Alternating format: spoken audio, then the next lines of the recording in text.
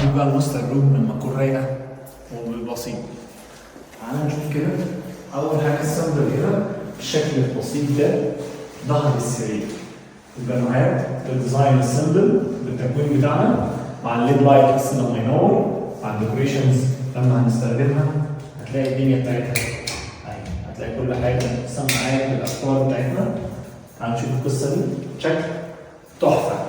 طيب الشكل التحفه ده انت صارف عليه فكر، مجهود، ديزاين، مكلف كل حاجه، مع التسريحه بتاعتنا هنا، مع الكنبه والتلفزيون او القعده بتاعتنا هنا، ففي هنا تسريحه مستخدمين كل العلاقات مع التلفزيون مع الحاجات دي كلها. طب استغلينا ازاي؟ عملنا هنا التجريده دي على العمود، التجريده ثانيه واستخدمنا عمود، عملنا ديكور بسيط سيمبل ما يبقاش فيه دوشه بس بمزاج، مع طابع الفيلا بشكل عام او طابع الماستر.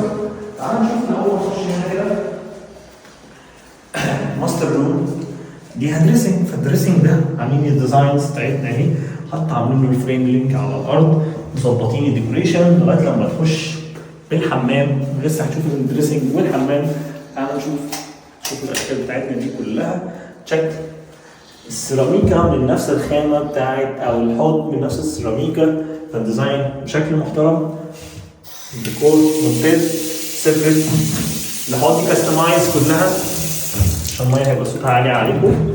الحوض دي كلها كاستمايز، لسه هننضف التراب والكلام ده كله مع الديكوريشن، مع ان انا عندي تويلت، استخدمت التويلت بتاعتنا، عملنا كابينت شاور، واول كابينت شاور معموله من السيراميك بديل الرخام، مع الارفف كلها كاستمايز بالشكل البلاك اللي احنا مستخدمينه. تعالوا معايا كده هندسه وتلاقي الشاور بالشكل بتاعك والديكوريشنز دي، وهتستخدم القصه دي كلها مع الشاور والميه، هتلاقي الموضوع يونيك. تعالى نتفرج.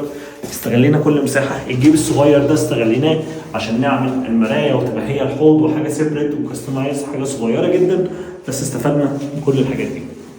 ليه الجبال بنعملها مصاص؟ زي ما انت شفت الفكره اللي بنتكلم عليها، المنزلق ما خدش مساحه ومعايا نفس السيل فتظبط معايا. تعالى نخش بقى ونشوف اوضه ثانيه وتحدي ثاني جديد.